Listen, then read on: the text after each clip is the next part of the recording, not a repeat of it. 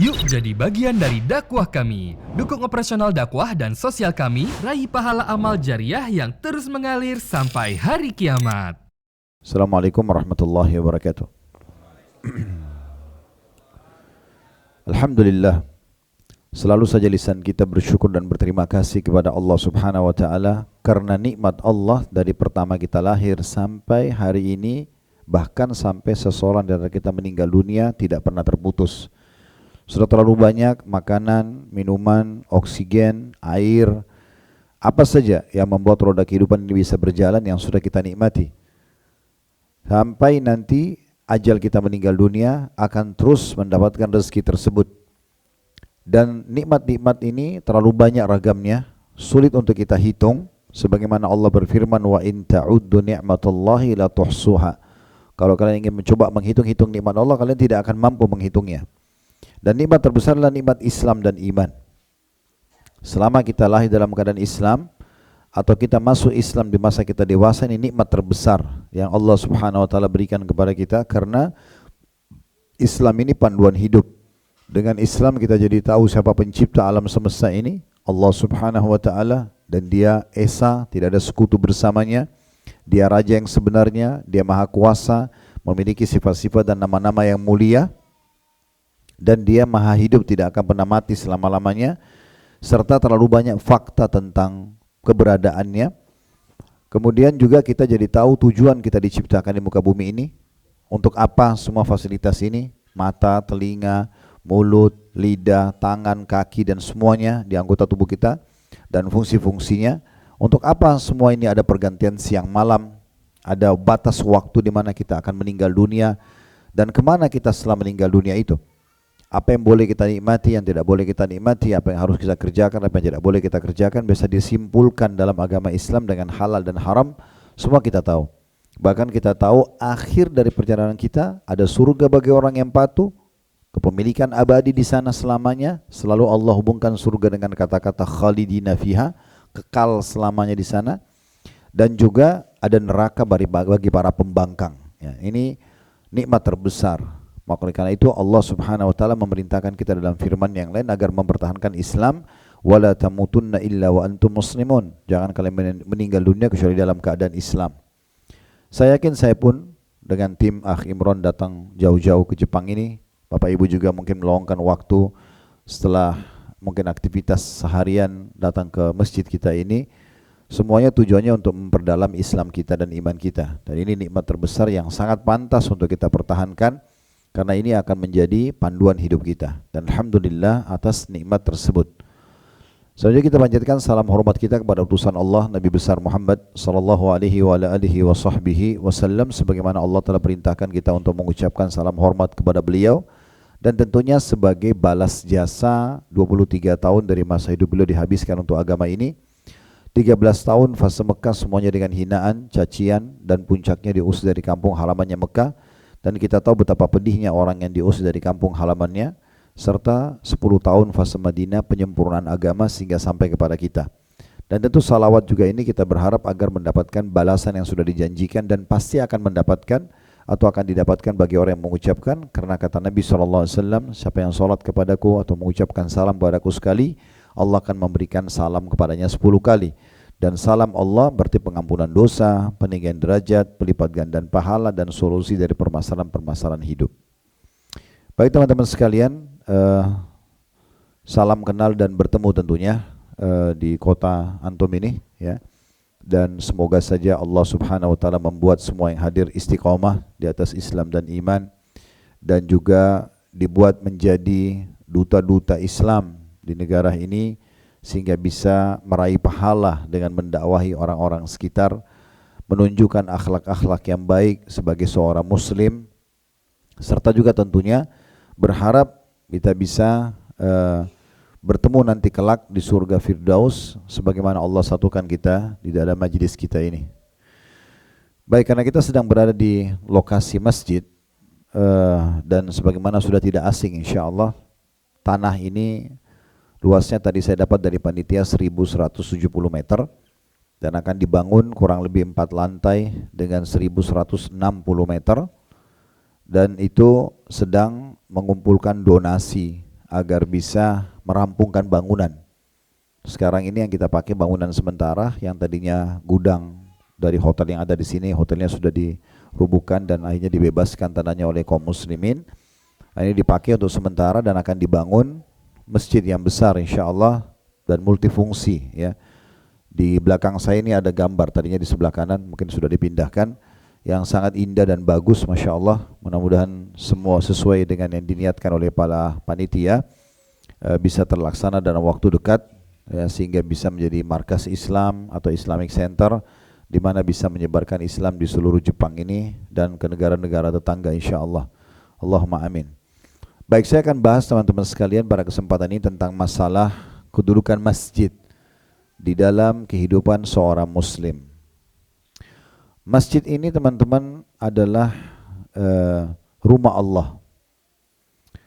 Kalau seseorang di antara kita memiliki sebuah rumah, saya yakin dia akan sangat senang dengan rumah itu dan dia coba merawatnya. Bahkan dia berlindung di dalam rumah itu. Dan itu sifatnya individual, artinya dia jaga rumah dia saja. Mungkin dia tidak merasa bertanggung jawab dengan rumah-rumah yang lain, kayak rumah tetangganya, rumah temannya, atau rumah kerabatnya. Kalaupun dia mau terlibat, paling jauh dia cuma akan memberikan saran. Tetapi khusus masjid berbeda. Ini adalah rumah Allah yang Allah bebankan kepada semua muslim untuk melakukan aktivitas ibadah mereka di situ. Berikut juga tentunya mereka harusnya menjaga, merawat, membangun dan sebanyak hal yang harus kita lakukan dengan masjid tersebut. Oleh karena itu siapapun yang terlibat dengan masjid berarti dia terlibat dengan masalah keimanannya ya. Allah Subhanahu wa taala berfirman teman-teman sekalian di dalam Al-Qur'an dalam surah An-Nur surah nomor 24 ayat 36 sampai ayat 38. Berbunyi fi buyutin adzinallahu an turfa wa yudhkara fiha ismuhu yusabbihu lahu fiha bil ghudwi wal asal rijalun la tulhihim tijaratun wala bay'un an dzikrillahi wa iqamis salati wa ita'iz zakah yakhafuna yawman tatakallabu fihi al-qulubu wal absar liyajziyahumullahu ahsana ma 'amilu wa yazidahum min fadli wallahu yarzuqu man yasha'u bighairi hisab.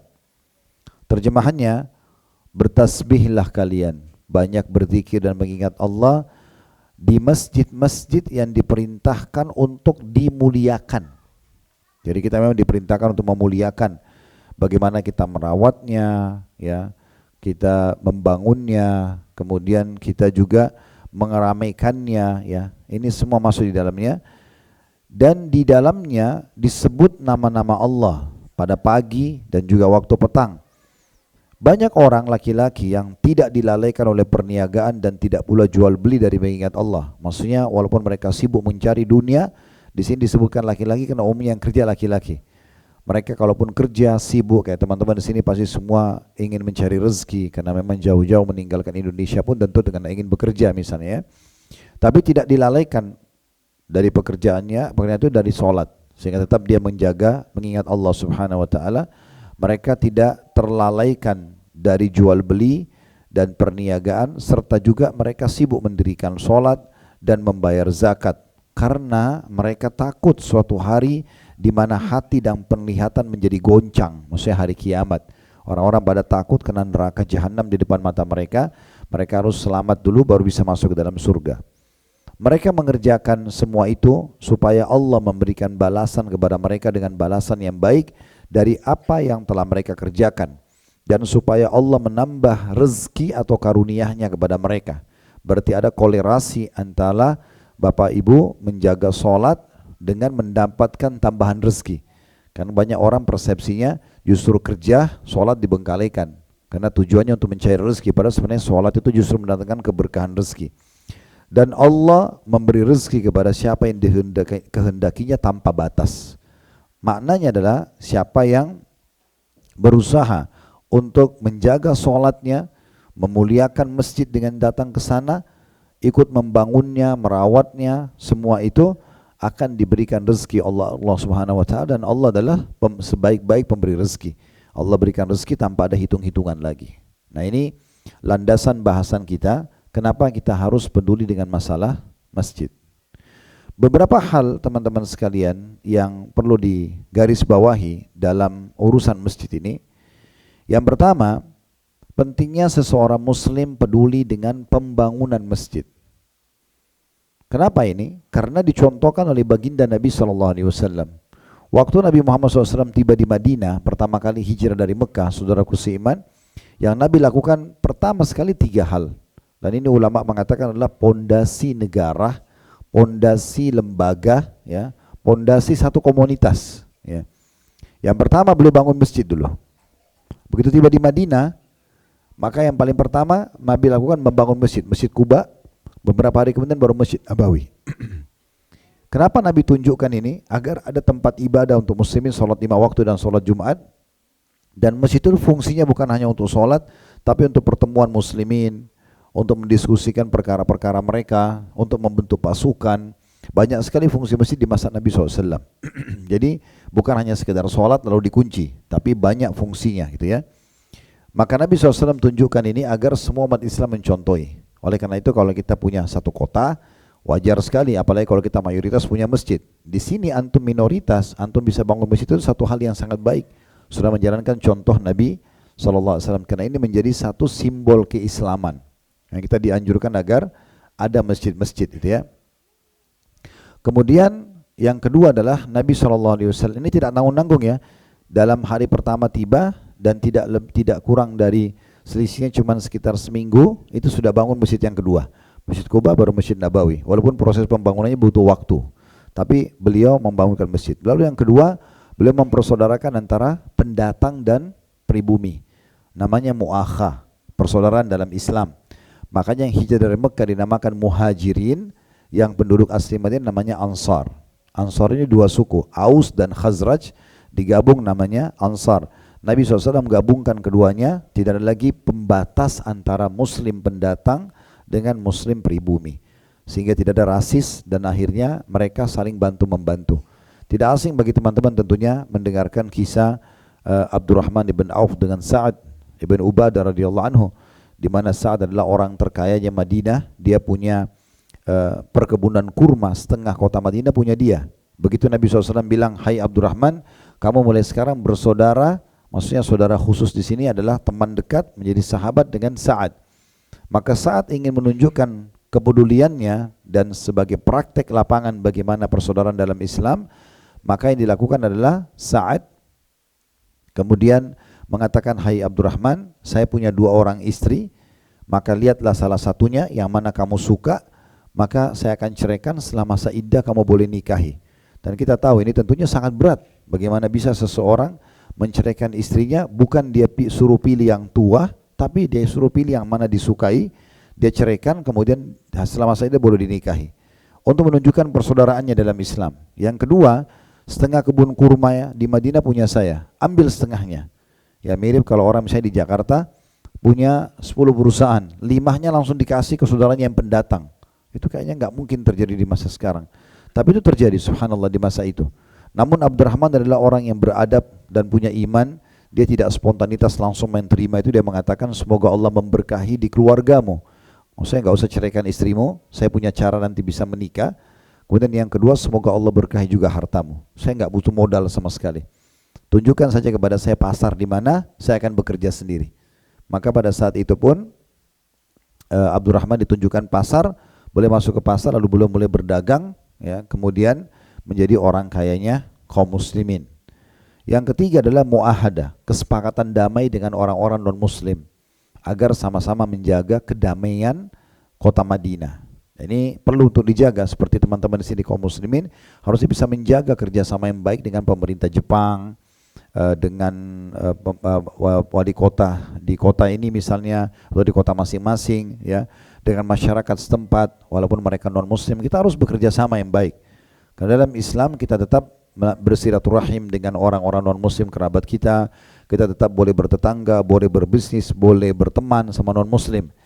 Yang dilarang hanya satu saja, yaitu kalau sudah masuk dalam ranah ibadah, maka la a'budu ma ta'budun. Saya tidak sembah apa yang kalian sembah. Terus ditutup dengan lakum dinukum waliyadin. Kalian punya agama, kami punya agama. Hanya itu saja. Selain daripada ini semua boleh toleransi, gitu kan? Maka ini penting sekali untuk di garis bawah ini yang Nabi SAW contohkan.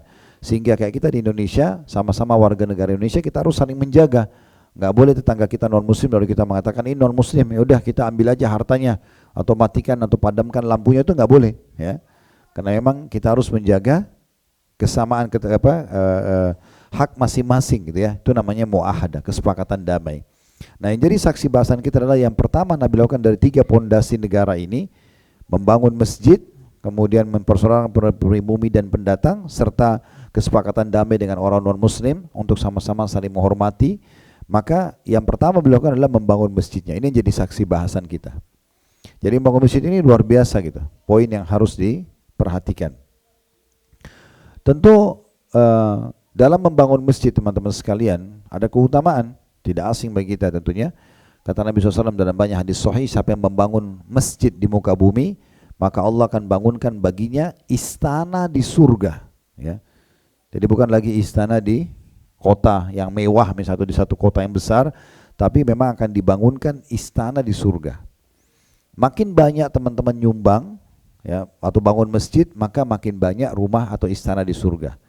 Dalam hadis yang lain ada seorang sahabat bertanya, ya Rasulullah, tidak semua orang mampu membangun masjid, karena yang dipikir oleh sahabat ini membangun masjid itu semuanya. Seperti keterangan tentang masjid kita itu ada, ya. Berapa besar biaya yang harus kita siapkan, gitu kan?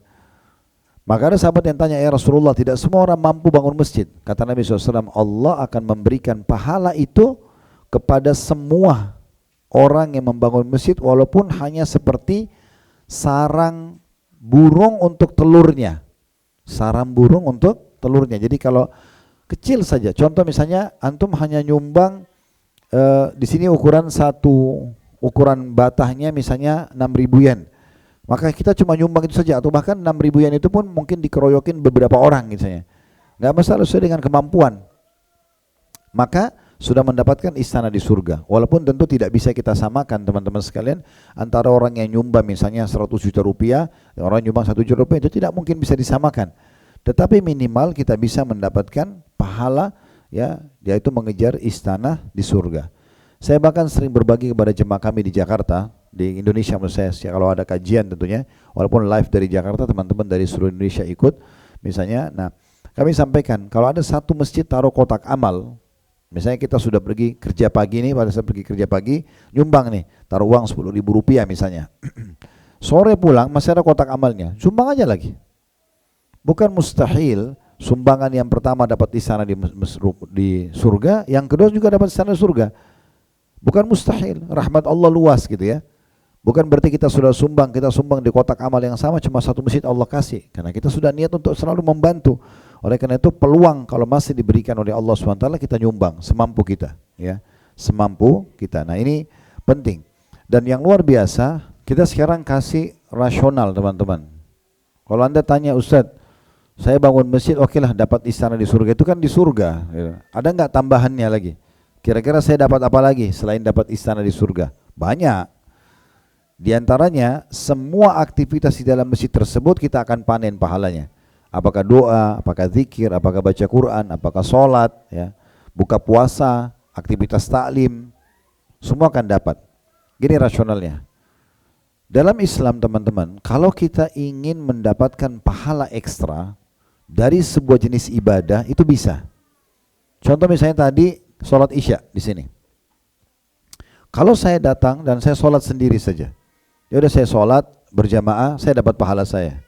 Bisa nggak di sholat ini saya dapat pahala ekstra? Bisa, ya. Dengan melakukan 3 hal. Yang pertama ikhlas dulu kepada Allah, karena pahalanya itu tergantung dari kadar keikhlasan. Makin ikhlas makin besar pahalanya, ya.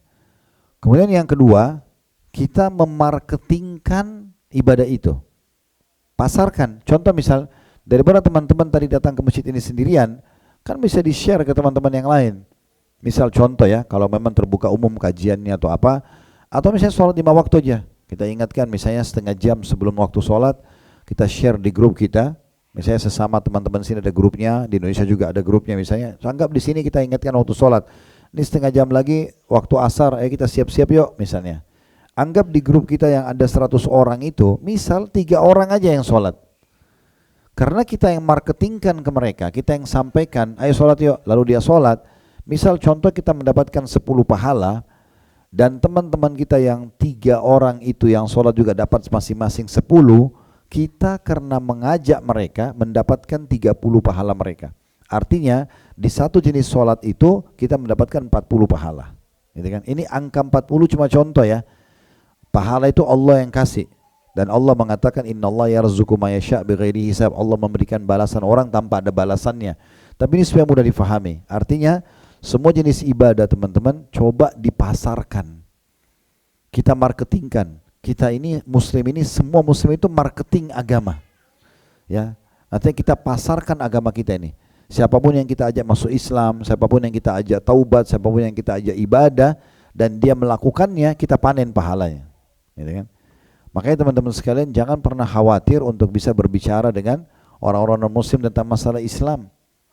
Tugas kita dakwah itu hanya penyampaian, bukan penerimaan. Saya sekarang ceramah di depan teman-teman ini, saya sampaikan saja. Nanti ada yang amalin, itu bukan di tangan saya, itu hidayah di tangan Allah. Tugas saya hanya menyampaikan. Antum pun sama. Setiap ketemu non-muslim, tanya pendapatnya tentang Islam apa, minta waktu sebentar 5-10 menit jelaskan tentang Islam.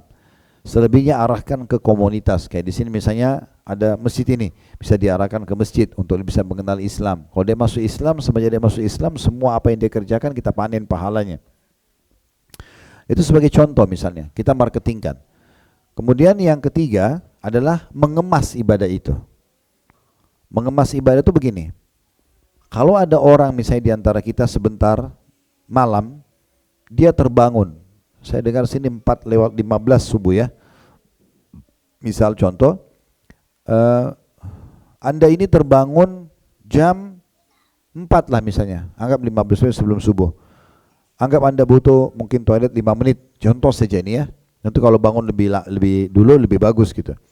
Contoh, kemudian Anda sholat dengan keadaan Anda saja. Ya udah, misalnya pakai waktu tidur pakai apa? Bapak-bapak sini misalnya teman-teman pakai training sama kaos biasa saja, kaos dalam misalnya. Uduk sholat. Ya udah, surah apa yang teringat, Al-Ikhlas, Al-Falaq itu dibaca aja. Ya. Ada sejadah, pakai. Enggak ada sejadah ya sudah kita sholat karena kita anggap lantainya suci. Oke? Sekarang ini dia tidak mengemas. Orang yang mengemas punya pahala ekstra. Gimana ngemas itu? Sebelum tidur malam, Anda ini sudah niat mau sholat. Jadi kemasan pertama ya.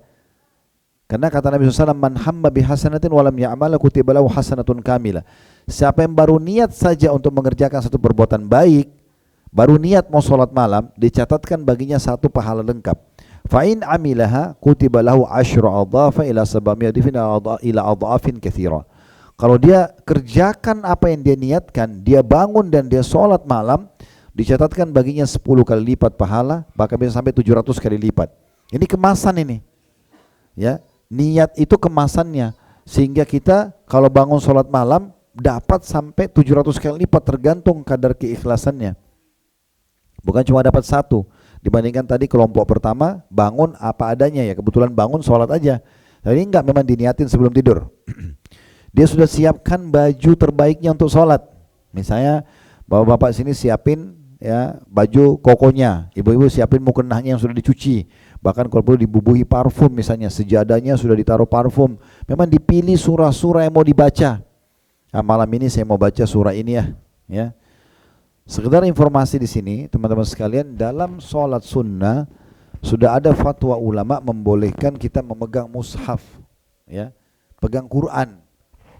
Jadi sementara sholat malam, daripada Anda berputar di inna a'tayna wal asr, gitu kan. Jadi coba baca dari Al-Baqarah.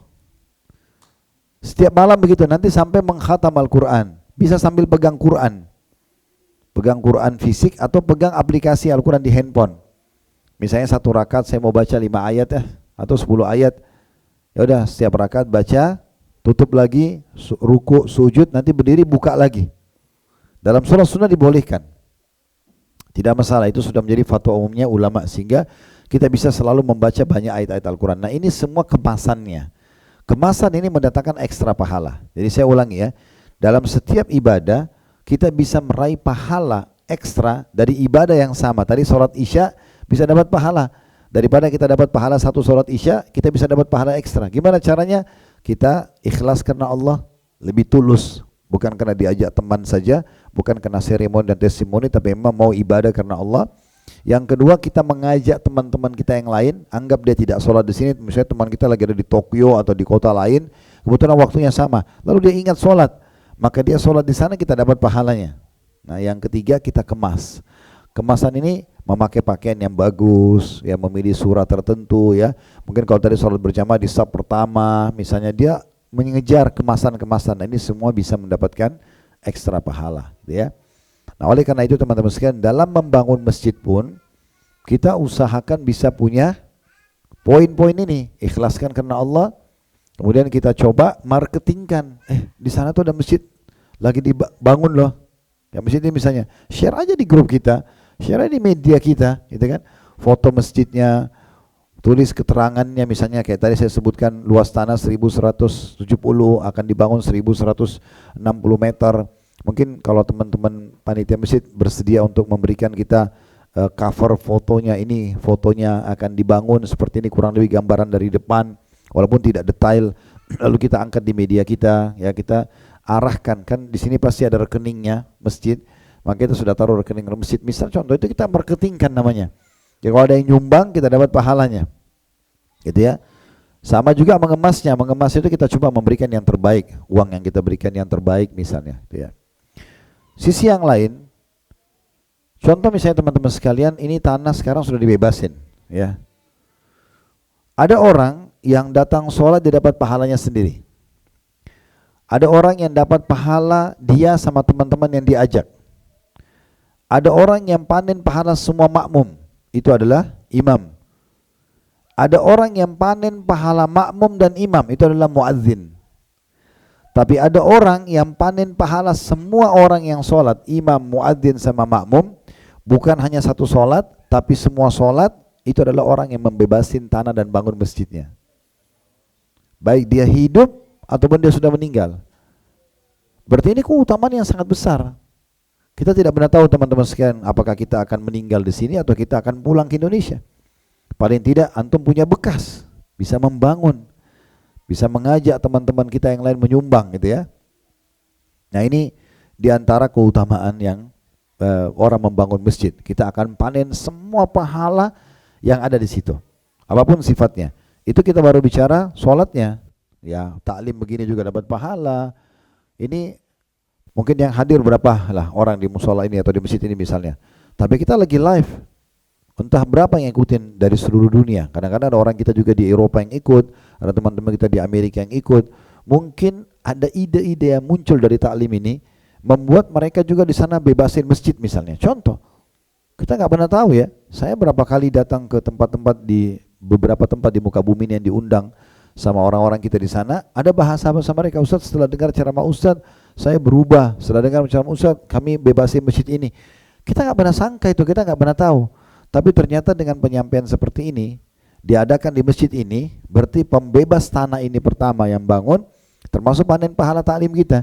Kita tidak tahu efek keberkahan Allah kasih sampai di mana. Mungkin ini ada teman-teman kita dari Amerika yang dengar, yang di Australia, yang di Indonesia, lalu muncul ide dia, oh iya kita harus bangun masjid yuk misalnya. Atau dia tiba-tiba tadinya ragu mau wakafin tanah, dia wakafin tanahnya. Termasuk karena taklim ini diadakan di masjid ini, maka yang pertama bebasin tanah ini dan bangun ini akan dapat pahalanya. Padahal itu efeknya itu adalah perbuatannya di tempat kota lain, gitu ya. Nah, seperti itu. Teman-teman sekalian, masjid ini kita dianjurkan bukan hanya sekedar dibangun, tapi ada hadis Aisyah yang sangat mulia radhiyallahu anha, ummul mukminin, dan hadis ini tentunya hadis yang diriwayatkan oleh Imam Ahmad, Abu Daud, dan tentu hadis ini dinyatakan sahih oleh At-Tirmidzi. Mengatakan bahwasanya Aisyah berkata, amara Rasulullah sallallahu alaihi wasallam bi bina'il masajid fid dur. Nabi SAW sangat memerintahkan semua kaum muslimin untuk membangun masjid-masjid di kampung-kampung, di kota-kota, di negeri-negeri. Ini penekanan, Nabi suruh semua umat Islam tanpa terkecuali, selama ada kesempatan bangun. Masalah kita bisa selesaikan, tidak bisa selesaikan itu urusan nanti. Yang penting kita mulai dulu. Peletakan batu pertamanya, kita mulai ajak diskusi, mulai bentuk panitia, begitulah ya. Nah semua itu masuk dalamnya. Wa antunadzaf, dan harus dibersihkan. Nah membersihkan masjid ini bagian daripada hal yang dianjurkan. Kita jaga kebersihannya. Ada tisu jatuh, ada ini, ada itu. Maaf, ini yang sering terjadi, sendal-sendal berantakan, kotor. Ini harusnya diingatkan kaum muslimin. Gak boleh sembarangan ngotorin masjid, karena membersihkannya bagian daripada ibadah, ya. Maka partisipasi saja. Di hari-hari antum libur misalnya, ya, teman-teman lagi libur weekend, Sabtu, Ahad kayak gini lagi libur, bukan hanya sekedar datang di aktivitas masjid. Tanya panitia, ada yang bisa saya bantu gak nih? Saya mau datang. Mungkin lagi mau bersihin masjid, karpetnya, bersihin tempat wudunya atau apa saja, ikut partisipasi, ini ibadah. Ya. Kemudian waktu toyab, dan diberikan wangi-wangian. Nah ini sumbang wangi-wangian itu. Berikan pewangi ruangan misalnya, ya, pewangi karpet, contoh misalnya, ya. Kemudian hadits ini juga diriwayatkan selain Tirmidzi dengan Imam Ahmad dan juga Abu Daud. Jadi memang perintahnya sampai kepada hal tersebut. Bahkan pernah Nabi SAW melihat ada orang yang ini meludah di masjid di masa beliau, gitu kan? Maka beliau marah sekali. Lalu beliau menyuruh agar menghapus ludah itu, menutup dengan tanah. Waktu itu masih tanah, ya. Dan beliau mengatakan ini pembersihannya dari dosa karena ngotorin masjid ini harus dengan cara seperti ini. Harus dengan cara seperti ini. Di antara hal yang harus diperhatikan juga di masjid adalah tidak boleh teman-teman sekalian ada kesyirikan di masjid. Tidak boleh ada kesyirikan. Apa itu syirik? Menduakan Allah, mempartnerkan Allah. Supaya lebih gampang kita fahami masalah ini, kita tidak asing dengan kejadian di Mekah di masa hidup Nabi Muhammad SAW. Kan ada Abu Lahab, ada Abu Jahal, itu nama-nama tidak asing buat kita, ya. Karena di fase Mekah orang-orang yang menolak dakwah Nabi Muhammad SAW adalah mereka. Tahu nggak teman-teman sekalian, kalau Abu Jahal sama Abu Lahab itu beriman kepada Allah? Sudah tahu belum? Mereka itu orang-orang beriman sama Allah. Mereka tahu Ka'bah itu adalah rumah Allah. Tahu nggak kalau Abu Jahal sama Abu Lahab itu juga haji? Haji, ya. Orang-orang musyrik Mekah itu haji. Kalau kita baca sirah Nabawi, sejarah Nabi, Nabi berdakwah kepada orang-orang Quraisy dan orang-orang selain Quraisy di musim haji, waktu mereka kumpul di Mina. Mereka itu haji. Mereka memuliakan Ka'bah. Di masa sebelum lahir Nabi Muhammad SAW, Mekah itu teman-teman sekalian dibagi. Kan ibadah haji itu dari zaman Nabi Ibrahim, kan? Nah, yang diterapkan di Mekah itu syariat Nabi Ibrahim. Syariat haji itu kan dari Nabi Ibrahim, kan? Sa'i antara Safa dan Marwah karena jalannya Ibunda Hajar. Air Zam-Zam minum ditemukan karena kepakan sayapnya Jibril alaihissalam, dan diminum Zam-Zam. Untuk mengenang pembangunan Ka'bah ada pijakan kaki Nabi Ibrahim, namanya Maqam Ibrahim. Sunnahnya setelah tawaf sholat di belakangnya, gitu ya. Kurban tidak jadi Nabi Ismail disembelih, dia ada ibadah kurban di Idul Adha tanggal 10 Zulhijjah, gitu ya. Ini semua ibadah, bagian ibadah. Jadi haji itu sudah ada dari zaman Nabi Ibrahim turun temurun sampai masa Quraisy. Cuma apa masalahnya? Kalau mereka beriman, apa masalahnya? Mereka syirik, teman-teman. Abu Jahal sama Abu Lahab itu syirik, beriman sama Allah tapi dia partnerkan Allah dengan patung, disekutukan. Ya. Awal ceritanya itu ada satu orang bernama Amr bin Luhai. Amr bin Luhai ini dia tidak beriman sama Allah, dia tidak ngerti agama. Cuma sukunya dia namanya Khuza'ah, itu pernah menyerang Mekah dan menaklukkan Mekah dengan kekuatan militer. Sehingga mereka mengalahkan satu suku lain namanya Jurhum. Jurhum ini suku yang sempat ketemu sama Hajar dan Ismail lalu tinggal sama-sama. Komunitas pertama orang Mekah namanya suku Jurhum. Waktu Ismail dan Hajar tinggal di dekat Ka'bah, terus ditemukan air Zam-Zam, tahu ceritanya itu kan? Nah, waktu itu Ibrahim alaihissalam pulang ke Palestina lalu berdoa sama Allah agar Allah datangkan orang-orang. Datanglah satu suku namanya Jurhum tinggal sama Hajar dan Ismail. Itu komunitas pertama penduduk Mekah. Nah, Karena ada ibadah haji, selama ada haji dari dulu sampai sekarang itu selalu Mekah hidup ekonominya. Karena orang jualan laku, jemaah haji beli dari dulu sampai sekarang itu. Maka ada satu suku namanya Khuza'ah, dia cemburu lihat Jurhum. Kok Jurhum ini enak banget nih, kelola Mekah.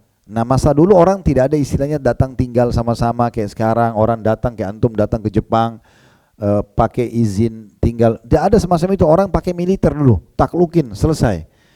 Suku Khuza'ah datang serang Jurhum, Jurhum kalah, Khuza'ah berkuasa. Salah satu rajanya bernama Amr bin Luhai.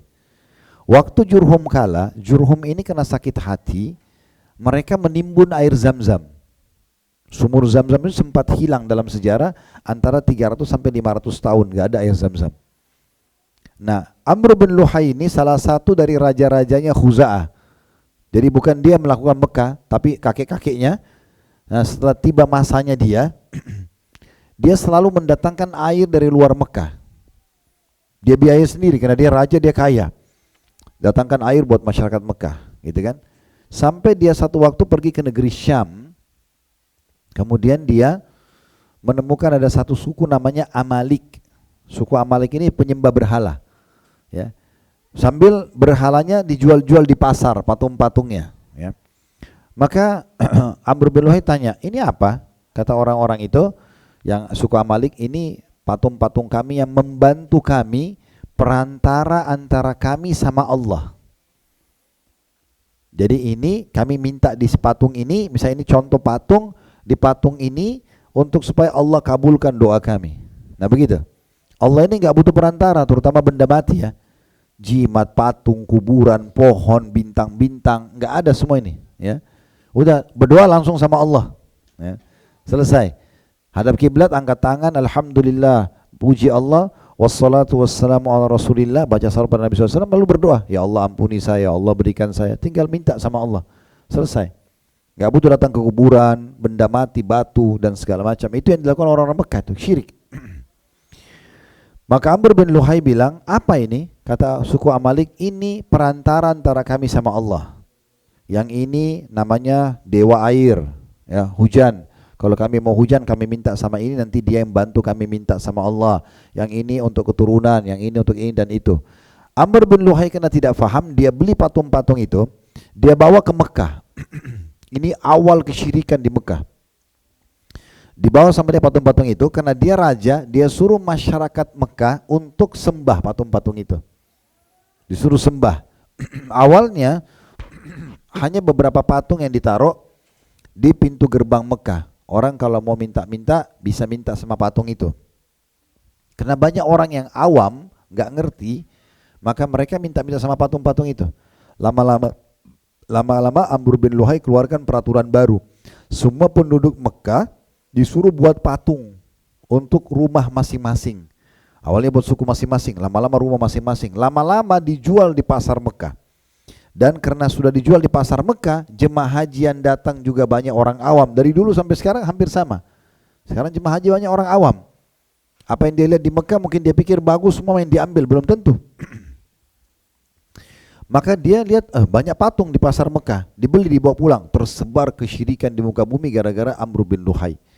Makanya kata Nabi SAW, aku diperlihatkan oleh Allah Amr bin Luhai di neraka, isi perutnya keluar, karena dia yang pertama mengubah ajaran Ibrahim alaihissalam. Itu awal kisahnya, gitu ya.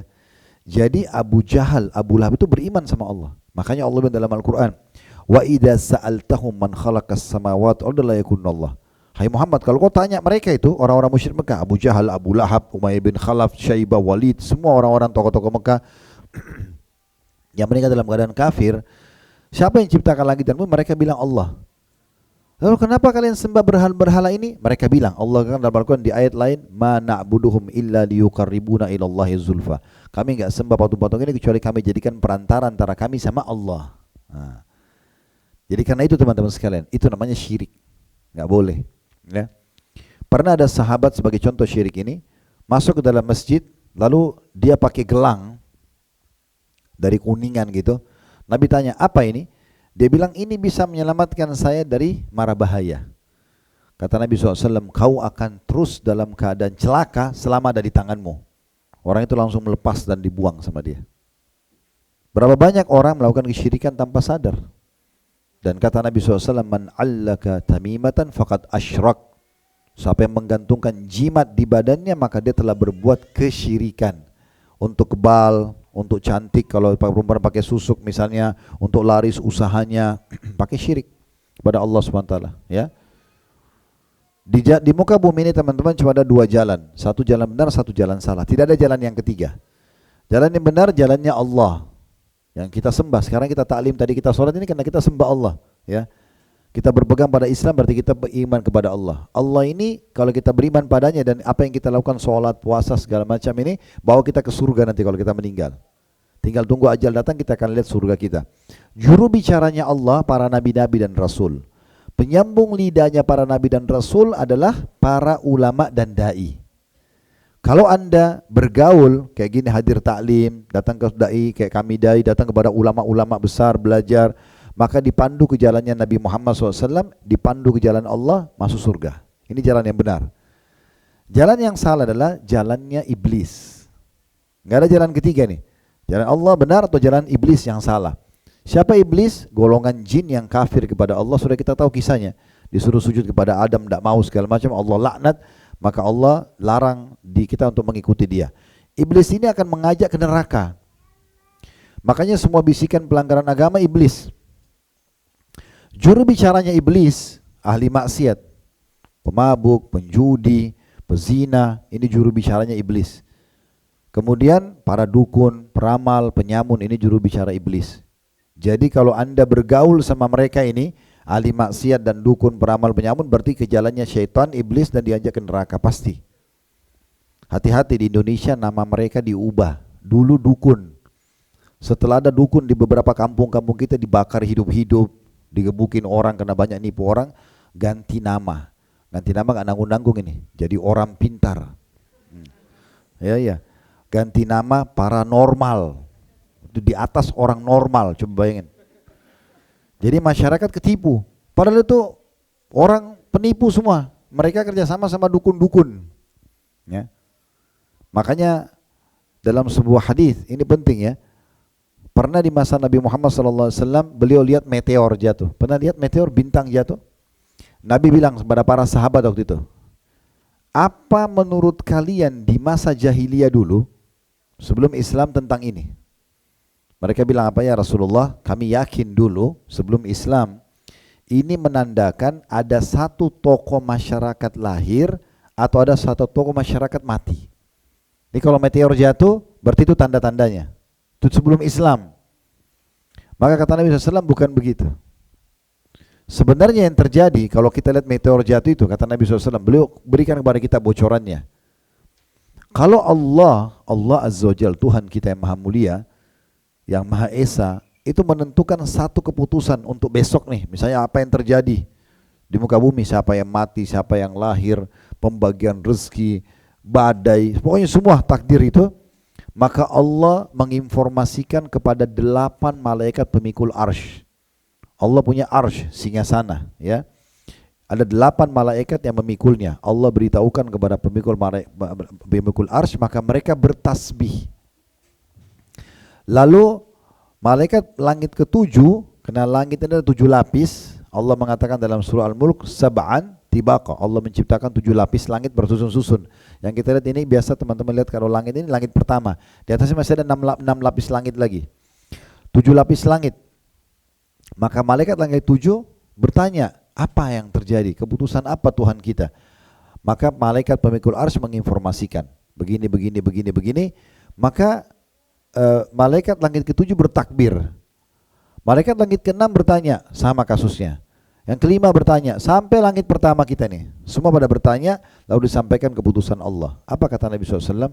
Lalu para syaitan ini pengikutnya iblis ya, bersusun-susun dari kalangan jin. Nabi kasih gambaran tangan beliau, begini, susun-susun. Sampai ke langit. Susun-susun untuk mencuri informasi itu. Hujan di mana, siapa yang mati, berita-berita yang dianggap berita gaib.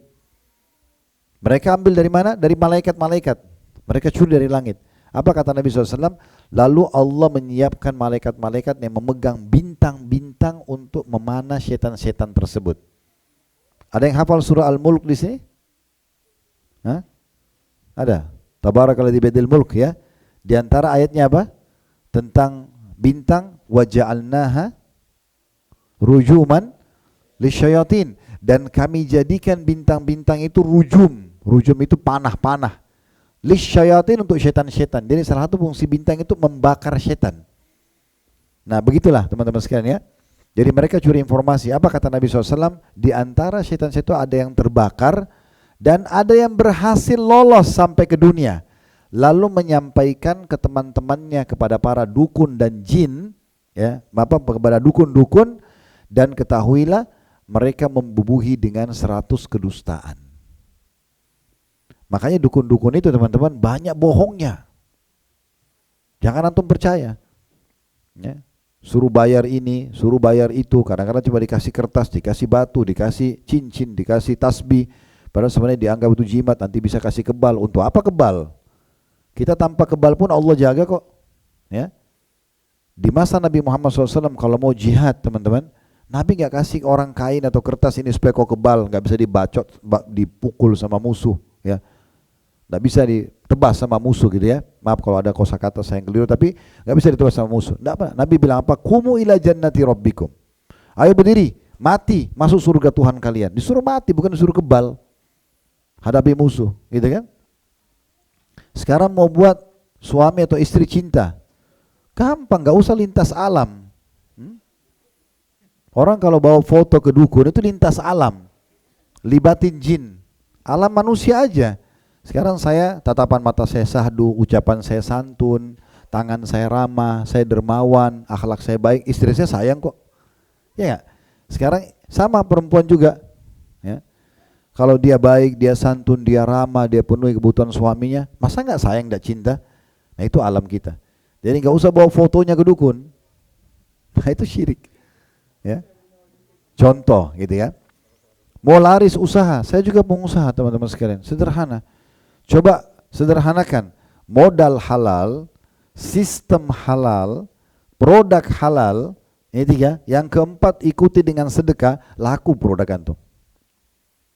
Tidak ada masalah. Nggak usah pakai pelaris-pelaris, gitu kan? Nggak perlu gitu. Ya.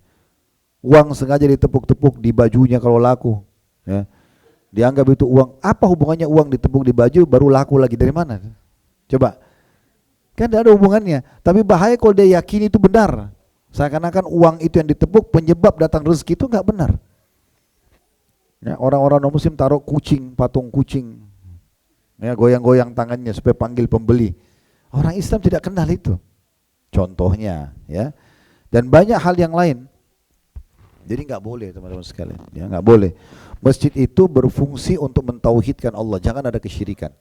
Di antara kesyirikan yang paling sering dilakukan di masjid adalah membuat kuburan. Itu yang paling sering tuh. Datangkan kuburan, dianggap kuburan wali di masjid, lalu orang datang minta-minta di kuburan itu. Ambil tanahnya, taruh air di situ supaya dianggap berkah. Segala macam hal lah. Ini khurafat, ya. Ini tolong direnungi baik-baik ya. Kuburan paling mulia di muka bumi adalah kuburan Nabi Muhammad SAW. Tidak ada kuburan lebih mulia daripada itu, ya. Siapa wali lebih hebat dari Nabi? Nggak ada. Bahkan Nabi Muhammad SAW itu pemimpinnya semua nabi-nabi, pemimpin semua anak Adam. Kata Nabi SAW, aku adalah Sayyid Walad Adam. Saya adalah tuannya semua anak Adam. Dan di tanganku nanti bendera puji-pujian pada hari kiamat. Tidak ada lagi orang di atas Nabi Muhammad SAW. Sampai sekarang masih ada kuburan Nabi. Itu di kamarnya Aisyah radhiyallahu anha. Tahu teman-teman itu secara rasional, nanti kalau satu waktu antum ke Madinah, bisa mendatangi beberapa museum-museum ya. Di antaranya ada museum Sirah Nabawi di Madinah. Sudah ada 2 atau 3 sekarang dibuat. Di Mekah juga ada ya. Itu ada ilustrasi kamarnya Nabi, rumahnya Aisyah yang ada kuburan Nabi, gitu kan.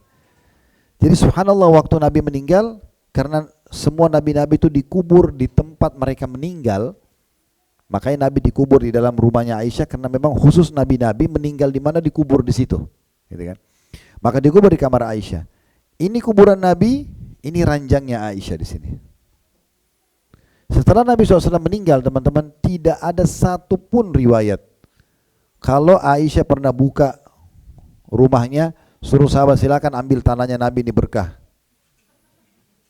Coba cari, satu pun riwayat. Ya. Allah alam kalau riwayat palsu ya, yang maudhu, tapi riwayat tidak ada yang sahih masalah itu, mustahil gitu ya. Para sahabat, para tabi'in sampai sekarang Allah masih jaga Masjid Nabawi. Kita kalau datang ziarah ke kuburan Nabi pasti dijaga itu. Kuasa Allah dijaga. Kita cuma ucapin salam kepada Nabi Muhammad SAW, baca salat, pergi. Gak ada kita lakukan perbuatan-perbuatan yang lain, gak ada gitu. Karena memang begitu dicontohkan. Kalau kuburan Nabi saja tidak diambil tanah dan batunya, maka kuburan orang lain tidak pantas untuk diambil. Gitu ya. Jadi hati-hati. Jadi bisnis semua itu. Uang. Yang jadi masalah ini syirik kepada Allah. Nggak boleh meyakini benda mati itu bisa memberikan manfaat. Makanya dalam salah satu statement Imam Nawawi rahimahullah, beliau mengatakan, saya heran dengan orang-orang yang minta pada kuburan, sementara dalam kuburan itu adalah orang manusia seperti dia yang sudah jadi tulang belulang. Itulah. Kuburan syuhada Uhud di Madinah masih ada. Nabi biasa ziarah, tidak pernah Nabi bilang, ayo ambil tanahnya itu berkah, ayo minta pada syuhada Uhud mereka diterima mati syahidnya, enggak ada. Syuhada Badr, ya, enggak ada sama sekali. Kalau Nabi SAW tidak lakukan, maka bagaimana dengan yang lainnya? Orang itu jaga teman-teman sekalian, ya. Masjid itu harus murni, mentauhidkan Allah SWT. Ada kuburan sendiri. Kalau misalnya di masjid, kita bebasin lagi tanah di sebelah, khusus kuburan, berpisah, ada temboknya, itu lain. Dalam masjid jangan. Ya. Allah SWT mengatakan dalam surah Jin ayat 18, wa annal masajida lillahi fala tad'u ma'allahi ahada. Ketahuilah bahwasanya masjid-masjid itu adalah milik Allah, maka jangan kamu berdoa kepada seorang pun bersama Allah. Enggak boleh minta-minta di situ selain Allah. Ya, terutama tadi pada kuburan-kuburan itu ya. Saya subhanallah itu pernah di kota Makassar, saya belum pindah ke Jakarta. Kami isi pengajian di satu masjid dekat rumah orang tua saya kebetulan. Beberapa anak-anak muda yang ikut kajian kami bilang, Ustadz, ini yang bangun masjid, dia tulis wasiat, orangnya masih hidup. Nanti kalau dia mati, dia minta dikubur di depan mihrabnya imam. Ini mihrab dikubur di situ. Loh, kenapa ini? Gitu. Saya bilang, bisa nggak kita ketemu? Bisa. Saya datang ketemu sama Bapak Haji itu, Pak Haji itu, ngobrol. Ternyata dia dapat satu wasiat gitu dari gurunya di Jawa. Katanya kalau mati, suruh taruh di depan mihrab. Orang sujud menghadap dia nanti. Jadi kita nasihatin. Untuk apa gitu? Kenapa nggak di kuburan muslimin? Kenapa harus di dalam masjid itu? Dan antum kalau baca banyak sekali foto-foto ulama tentang masalah ini ya. Kalau ada kuburan lalu dibangunkan masjid di atasnya, karena kuburan itu masjidnya dibongkar. Karena masjid ini bukan karena Allah, karena kuburan itu. Kalau sekali lagi ya, kuburan dibangun di masjid, akhirnya dikultuslah kuburan tersebut, itu masjidnya dibongkar, nggak boleh dipakai sholat. Kalau ada masjid, lalu dimasukkan kuburan di dalamnya, kuburannya dibongkar, dikasih ke pemakaman muslimin, selesai. Harus murni, nggak boleh ada hal-hal yang seperti ini. Ya. Nah, di antara contoh teman-teman kesyirikan juga, saya pernah hati-hati ya, ini karena kita kadang-kadang tidak ngerti bahasa Arab di Indonesia, dukun-dukunnya ini pintar ini ya. Dia pakai bahasa Arab. Jadi kita ketipu kadang-kadang gitu ya. Saya pernah di Irian berdakwah waktu itu di Irian Jaya, habis bicara masalah kesyirikan, salah satu jemaah kita di situ pengusaha, dia bilang, Ustadz, tolong ke toko orang tua saya dulu, toko sekaligus rumah tempat tinggal. Karena di kamar ayah saya ada kertas tulisan bahasa Arab, saya tidak ngerti. Baik, saya datang ke sana. Teman-teman, ini tidak ada hubungannya sama kesombongan sama sekali ya. Tapi alhamdulillah saya belajar bahasa Arab dari ayah saya itu dari masih SD di Makassar waktu itu.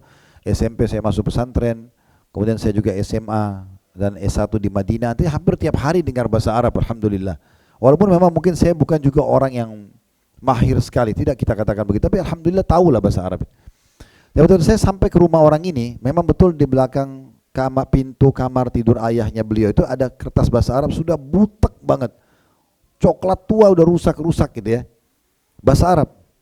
Saya coba baca, benar-benar saya nggak ngerti apa. Dari kecil saya belajar bahasa Arab, saya nggak tahu apa ini gitu. Saya masih penasaran, hampir semua mungkin tuh 5, 7 sampai 7 baris Nggak ada yang bahasa Inggris satu kata pun. Masa sini bahasa Arab gitu ya. Tiap hari kita baca kitab gundul, kok kenapa ini nggak ngerti? Setelah saya renungi lama gitu, ternyata bahasa Indonesia yang ditulis Arab. Iya. Setelah saya renungi lama gitu, berapa menit baru, oh ternyata tulisannya situ, ini adalah namanya 7 orang Ashabul Kahfi.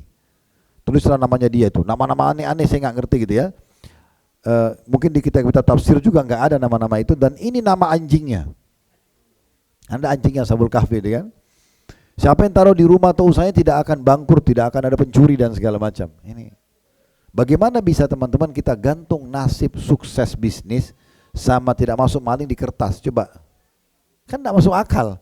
Tapi itu yang terjadi. Saya pernah di puncak itu hari di Jawa Barat ya, di daerah Cisarua, mampir satu restoran, kemudian sholat di musolahnya. Karena kebetulan teman saya, partner saya bisnis itu kenal pemilik restoran itu, kami mampir makan.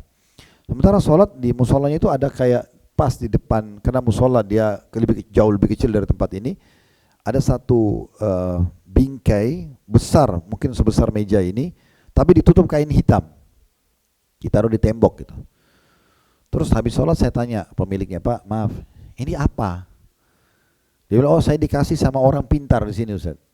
Nah, beli ya, bayar itu, nggak tahu berapa dibayar sama dia. Untuk apa? Ya ini untuk menjaga usaha supaya lancar dan segala macam.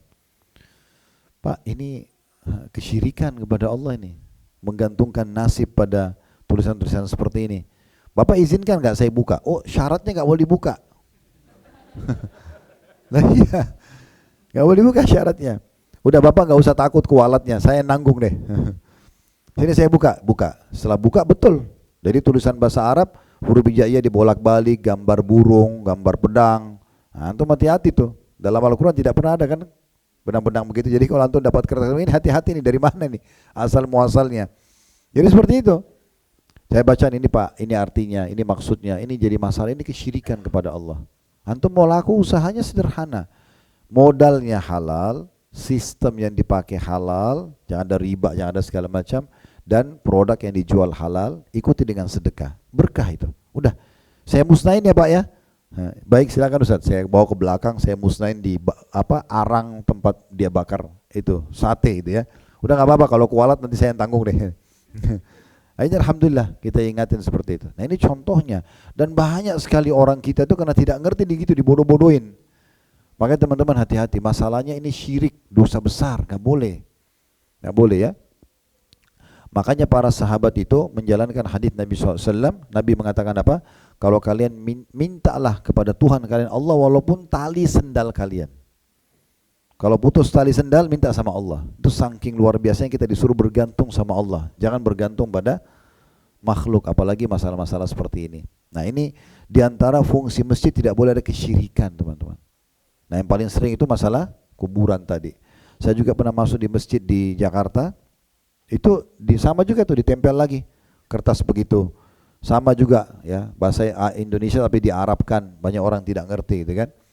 Ada juga pernah ibu-ibu setelah kajian di daerah Kemang di Jakarta Selatan, saya bahas masalah ini, kemudian dia datang, dia bawa satu mirip seperti Quran antum ini, tapi dia kecil, mungkin 1/6-nya ini kecil gitu, tapi covernya seperti ini, kurang lebih warna biru, itu kayak map, dibuka gini dalamnya ada kertas fotokopian, itu dibeli mahal itu, kertas itu, makanya dukun-dukun ini kaya semua ini, tapi dari haram itu. Di dalamnya kertas itu tuh. Jadi macam-macam, ini katanya kalau taruh di bawah bantal nanti suami akan sayang. Apa hubungannya kertas dengan suami sayang? Gak ada hubungannya. Gak ada hubungannya sama sekali. Itu kesyirikan. Ini bahaya ya. Jadi hati-hati. Sama juga teman-teman, hindari sudah yang namanya ramalan-ramalan ya. Saya nggak tahu di Jepang ini seperti apa, tapi ramalan bintang gitu ya. Antum kalau tidak tahu bintang antum Sagittarius kah, Taurus kah, nggak apa-apa, nggak mati kok gitu. Ya. Daripada antum ramal-ramal nanti, oh tahu jodohnya, rezekinya, wah gitu-gitu ya. Saya nggak tahu kalau sekarang seperti apa, sudah online semua. Waktu saya masih kecil dulu, itu orang banyak beli majalah hanya kejar itunya tuh setiap bulan. Cari tahu nih mana rezekinya dia bulan itu, jodohnya, apalah segala macam. Itu semua nggak boleh, ramalan bintang gitu ya. Itu keyakinan orang-orang Yunani dulu, dewa-dewanya mereka. Itu nggak ada semua dalam Islam. Nah ini semua harus kita perhatikan baik-baik. Masjid itu mengajarkan kita untuk tidak ada kesyirikan, memurnikan. kepada Allah Subhanahu wa taala. Itu semua, itu banyak contohnya. Saya akan datangkan coba sekarang orang yang memurnikan tauhidnya. Ada satu orang, teman-teman, dinukil kisah di masa dulu, kisah klasik. Beliau bekerja dan sumber income-nya harian. Sumber income-nya harian. Orang ini satu waktu pulang ke rumah, dan di masa dulu tuh kalau maghrib, sekarang sudah isya gini, tapi waktu itu maghrib awal terbenam matahari, teman-teman sekalian, itu orang sudah tidak ada aktivitas. Karena masa dulu orang pakai obor kan. Sekarang masih ada mall, ada kena lampu, ada penerangan, jadi malam orang masih bisa jualan. Zaman dulu tidak. Dia pulang ke rumah sudah malam, ya. Pada saat dia tiba di rumah, istrinya tanya, ada makanan nggak hari ini? Kata dia, nggak ada, hari ini saya nggak dapat apa-apa. Kata istrinya, saya sama anak-anak belum makan, lapar nih. Gimana solusinya? Kata dia, baiklah, saya coba nanti istirahat sebentar baru saya keluar, nanti saya coba cari rezeki lagi. Walaupun dia tidak tahu dia mau kemana. Intinya teman-teman sekarang, dia keluarlah. Dia nggak tahu, dia sambil berdoa, ya Allah, kemana saya harus mencari rezeki malam begini? Semua orang sudah tutup pintu rumahnya, semua toko sudah tutup, pasar, mau cari kerja di mana? Maka dia tiba-tiba lihat ada masjid dekat rumahnya, dia mampir ke masjid tersebut. Dia nyalain satu obor, dia uduk, dia sholat. Sambil dia menangis-nangis sama Allah, ya Allah berikan rezeki, engkau tahu aku sama istriku belum makan hari ini, mudahkan buat kami. Subhanallah, sementara dia berdoa, ada satu kejadian lain. Raja yang berkuasa di lokasi itu mimpi buruk. Mimpinya kayak masuk neraka, ketakutan. Dia bangun, terus dia niat ingin sedekah kepada Allah, jalan Allah. Dia ambil beberapa kantong uang dinar emasnya, dia keluar. Dia mengatakan, ya Allah, aku bertobat kepadamu dan aku ingin sedekahkan harta ini. Dia buka baju kebesarannya sebagai raja, dia pakai baju biasa. Dia keluar, jadi tidak ada pengawalnya. Subhanallah, hatinya cenderung kudanya mampir ke masjid yang ada orang itu tadi. Dia mampir, dia masuk ke masjid, dia dengar ada orang lagi berdoa. Dia dengar doanya, ini orang lagi butuh segala macam. Wah, dia bilang, ini orang yang tepat, saya mau sedekah. Setelah orang itu minta doa, lalu dia bilang begini, saya sudah dengar doa kamu, saya adalah raja yang berkuasa di lokasi sini, maka saya ingin sedekah di jalan Allah. Ambillah harta ini, dan kalau kau butuh lagi, karena Allah gerakkan saya untuk bertemu dengan kamu, maka silakan, kamu bisa saya bukain pintu istana saya, boleh datang setiap saat, bisa minta sama saya. Bukan cuma ini saja, datang kapan saja saya kasih lagi. Maka orang miskin ini mengucapkan kata-kata yang penting, teman-teman. Ini dia lagi berdoa di masjid, kita sedang bahas masalah masjid. Dia bilang apa? Kalau saya butuh lagi, wahai raja, saya tidak akan datang kepada anda, tapi saya akan datang kepada Allah yang telah menggerakkan anda datang kepada saya. Nah, ini tauhid, mengesahkan Allah, murnikan teman-teman sekalian. Doa itu dan ibadah ini sebenarnya tata cara kita manja sama Allah. Manja teman-teman, ngerengek, minta sama Allah apa saja, dari hal yang kecil sampai hal yang besar, ya. Maka jangan sia-siakan tauhid kita kepada Allah, dan jangan sampai kita merusak masjid kita dengan kesyirikan. Nah, ini penting, ya. Baik, selanjutnya yang perlu juga diperhatikan teman-teman, hidupkan sunnah Nabi SAW dalam masjid. Ibadah-ibadah yang ada landasan hukumnya, ya. Karena Nabi SAW melarang kita membuat-buat ibadah, ya. Kita harus menjaga sunnah-sunnah dan kemurnian sunnah. Makanya Nabi SAW mengatakan, man ahdatsa fi amrina hadza ma laysa minhu fahuwa raddun, dalam riwayat lain fahuwa mardud, riwayat Imam Muslim.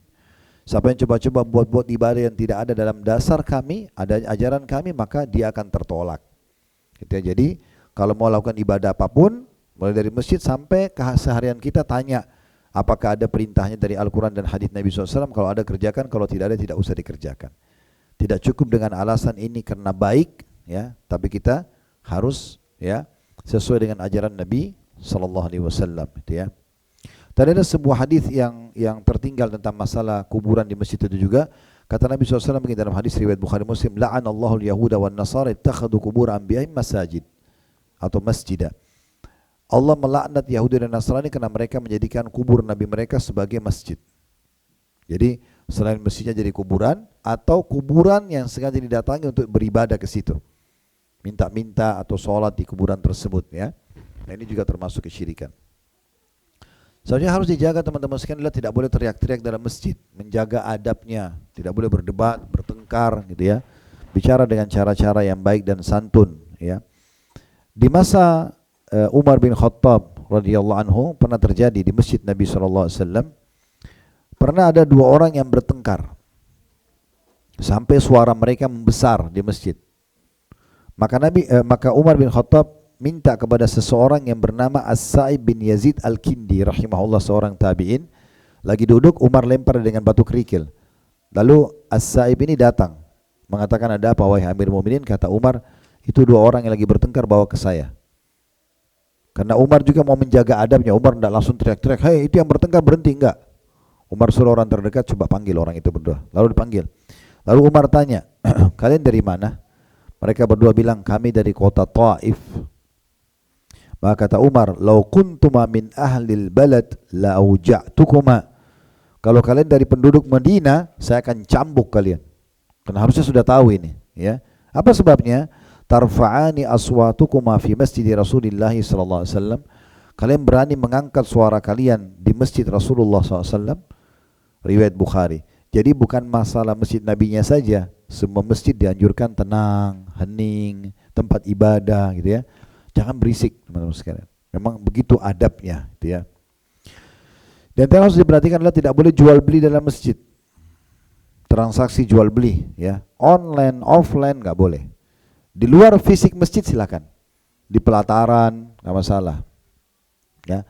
Ini kan nanti akan dibangun misalnya Islamic Center, memang ada store-nya, ada tokonya sendiri misalnya. Nah itu di tokonya lain, ada restoran nanti di lantai 4 saya tahunya. Itu lain, itu tempat bukan sholatnya. Tapi di fisik masjid ini sekarang ini yang kita anggap ini masjid kotak. Ini nggak boleh transaksi dalam sini. Dilarang gitu ya. Sebagaimana Nabi SAW bersabda, "Idza ra'aitum may yabi'u aw yabta'u fil masjid faqulu la arbahallahu tijaratak wa idza ra'aitum man yunshidu fihi dhallatan faqulu la raddallahu 'alaik." Bila kalian, kata Nabi SAW, atau bila engkau mendapatkan orang yang menjual dan atau membeli dalam masjid, maka katakan kepadanya, semoga Allah tidak memberikan keuntungan pada perniagaanmu. Dan bila engkau menyaksikan orang yang mengumumkan kehilangan barang dalam masjid, maka katakan kepadanya, semoga Allah tidak mengembalikan barangmu yang hilang. Ya, hadis ini adalah hadis yang sahih. Jadi hadis ini berarti tidak boleh sama sekali teman-teman sekalian orang ya transaksi jual beli di dalam masjid, termasuk online lah. Untuk mau beli apa-apa lagi online di masjid, keluar aja ke teras dulu, atau tunggu selesai sholat baru transaksi. Karena semua dilarang, ini nggak boleh, untuk menghormati masjid tersebut. Ini juga termasuk orang tidak boleh jadikan masjid tempat iklan ya. Siapa yang temukan handphone saya hilang, dia iklanin, tidak boleh. Ada pendapat ulama yang masih membolehkan kalau pengurus masjid yang menyampaikan. Misalnya dia mengatakan, Bapak Ibu sekalian, tadi ada kami temukan jam tangan, yang merasa ketinggalan atau kunci motor silakan datang, atau kunci mobil silakan datang ke lost and found-nya masjid ya, atau tempat penyimpanan misalnya di sebelah kanan masjid. Itu cuma menginformasikan, itu lain. Tapi kalau orang yang sengaja datang dia mau iklankan, itu nggak boleh ya. Ini termasuk. Kemudian perlu diperhatikan juga adab dalam masjid ini, tidak boleh orang junub masuk ke dalam masjid, ya, nggak boleh masuk. Lewat pun nggak boleh, ya. Dalam masjid itu junub, ya. Termasuk dalamnya adalah masalah haid, ya, wanita haid, wanita nifas. Di teras masjid nggak masalah, di fisik masjidnya lebih baik jangan, ya. Karena Allah Subhanahu Wa Taala mengatakan dalam surah An-Nisa ayat 43. Ya ayyuhalladzina amanu la taqrabus salata wa antum sukara hatta ta'lamu ma taquluna wa la junuban illa abiri samin hatta tagtasilu. Hai orang beriman, jangan kamu salat sedang kamu dalam keadaan mabuk sehingga kamu mengerti apa yang kamu ucapkan, dan jangan pula hampiri masjid sedang kamu dalam keadaan junub kecuali sekedar berlalu saja, bukan dalam fisik masjidnya ya, hingga kamu selesai mandi.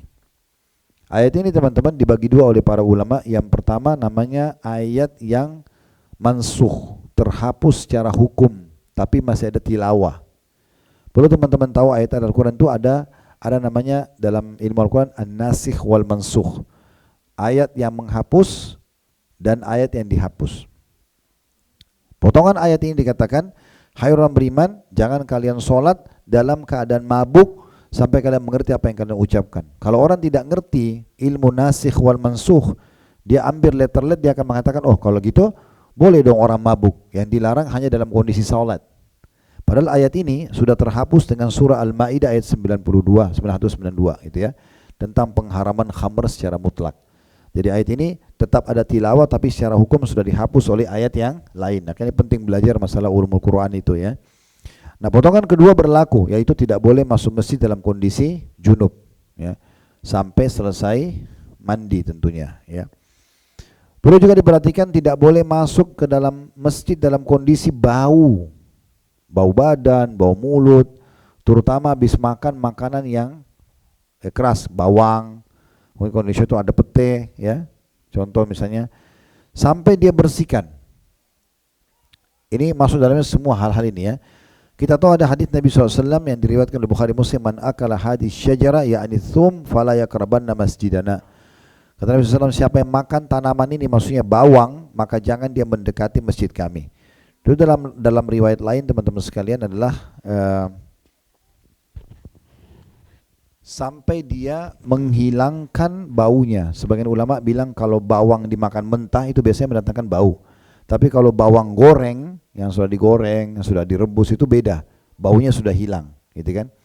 Tapi tetap dalam mazhab Imam Syafi'i rahimahullah, beliau lebih hati-hati. Kalau habis makan sebaiknya walaupun tidak membatalkan wudu, kecuali Anda makan daging unta baru batal wudu, ya. Tapi kalau yang lain tidak batal, maka tetap kumur-kumur, membersihkan kembali mulut. Makanya Nabi SAW bilang, kalau saya tidak beratkan umatku, saya akan suruh mereka bersiwak setiap kali mau sholat. Dalam riwayat lain setiap kali mau wudu, gitu ya, untuk membersihkan mulut. Nah, ini termasuk hal yang perlu diperhatikan. Kemudian yang perlu diperhatikan juga teman-teman sekalian adalah jangan lupa adab masuk masjid dengan kaki kanan.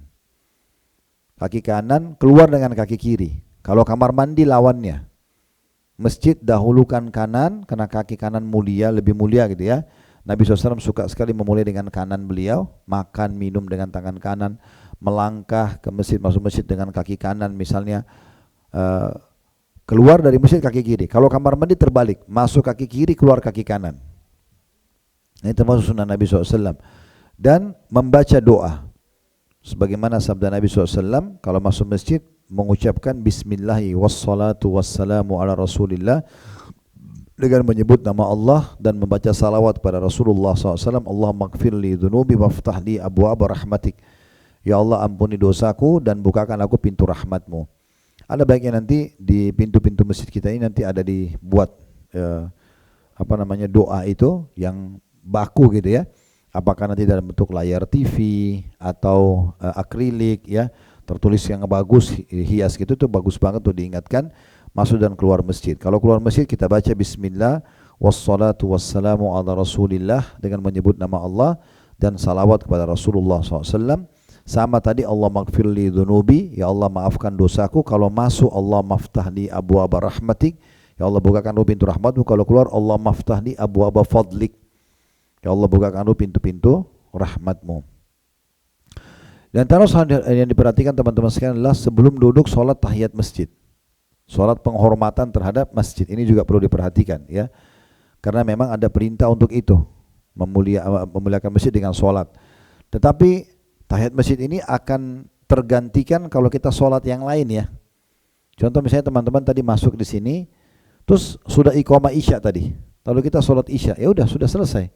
Karena intinya masuk masjid sebelum duduk sholat, apakah sholat wajib atau sholat sunnah. Tapi kalau misalnya tadi teman-teman yang baru telat nih, baru datang misalnya, kemudian masuk ke masjid ini, nah sunnahnya boleh tentu tidak sholat, ini hukumnya sunnah. Tapi kalau kita kerjakan lebih baik, maka kita sholat 2 rakaat niat tahiyat masjid. Niat tahiyat masjid. Yang terakhir tidak boleh melakukan semua jenis kemaksiatan, apapun sifatnya, ghibah, gunjing ya, memfitnah, ya, adu domba, semua tidak boleh. Apalagi kalau sampai hal yang besar kayak naudzubillah misalnya mencuri, berzina di masjid. Nah itu semua hal-hal yang tidak boleh sama sekali. Sebagai penutup, pernah terjadi di sebelum Nabi Muhammad SAW di Mekah itu dulu pernah dengar kisah Isaf dan Na'ilah enggak? Hah? Sudah pernah ya? Isaf dan Na'ilah. Isaf itu nama laki-laki, Na'ilah itu nama perempuan. Ini pernah kami sampaikan di kajian Sirah Nabawi kalau yang ada ikutin. Jadi sebelum Nabi Muhammad SAW lahir, itu di Mekah pernah ada 2 patung disembah oleh orang Quraisy. Itu patungnya Isaf dan Na'ilah. Tapi ini sebenarnya bukan patung asli, bukan batu, manusia yang dikutuk. Sebabnya kenapa?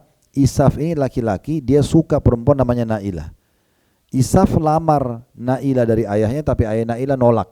Maka keduanya janjian pergi haji. Karena waktu itu haji itu kan perjalanan jauh. ya. Maka mereka pergi sana pada saat lagi kosong dekat Ka'bah, karena masa dulu kayak enggak sekarang. Sekarang 24 jam orang tahu. Dulu orang kalau habis maghrib, isya sudah enggak ada orang sholat, belum ada syariat Islam sholat di situ gitu kan. Nabi Muhammad SAW belum lahir. Mereka berzina di depan Ka'bah, lalu Allah kutuk mereka. Jadi bisa saja murka Allah SWT turun kepada orang yang melakukan maksiat di dalam masjid. Maka harus segera taubat ya. Seperti antum lagi nunggu terus buka handphone, jangan tonton sembarangan di Facebook, di Instagram, di masjid, ini jangan. Di luar pun tidak boleh, tapi di masjid lebih mulia lagi, lebih dimuliakan, tidak boleh sama sekali kita melakukan hal-hal yang seperti ini. Nah, ini kurang lebih gambaran tentang masalah bagaimana kita menghidupkan dan menjaga masjid tersebut. Tentu kalau kita mau tambahkan poin terakhir juga adalah bagaimana kita menghidupkan dengan banyak program ya, seperti adanya taklim, aktivitas ya. Mungkin kalau di Indonesia itu kita ada sunatan massal, ada akad nikah, ya banyak sekali yang lain, menyambut tamu ya. Di masa Nabi SAW itu masjid multifungsi sekali. Nah itu juga bisa dilakukan, kayak nanti di sini saya lihat ada kelas untuk mu'allaf atau orang yang mau datang syahadat atau perkenalan tentang Islam. Nah semua itu aktivitas positif bisa kita lakukan. Allahu a'lam. Kalau ada benar dari Allah, silakan diambil dan diamalkan. Kalau ada salah dari saya, mohon dimaafkan dan saya istighfar kepada Allah Subhanahu wa taala. Subhanakallahumma bihamdika asyhadu an la ilaha illa anta astaghfiruka wa atubu ilaik. Wassalamualaikum warahmatullahi wabarakatuh.